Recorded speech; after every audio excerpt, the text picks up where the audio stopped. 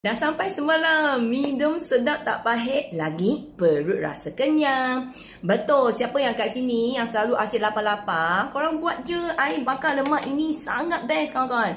Okey, cara untuk makan sangat senang. Lepas korang sarapan, korang rarutkan ini 1 saset dalam 1 liter air dan start minum selepas sarapan lebih kurang setengah jam hingga 1 jam macam tu. Dan 1 liter air ni korang minum sampai pukul 12. Korang akan rasa memang bagus.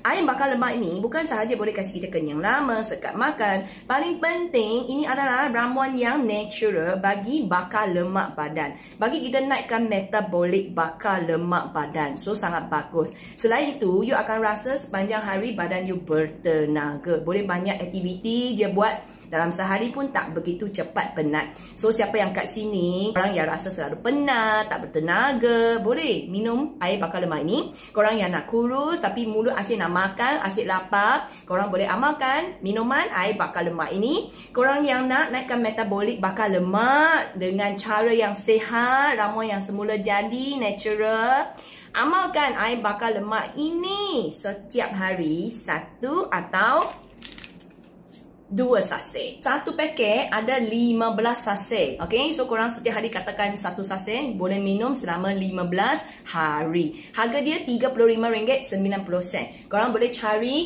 Midi Arabica Coffee dekat platform TikTok Shop ataupun Shopee.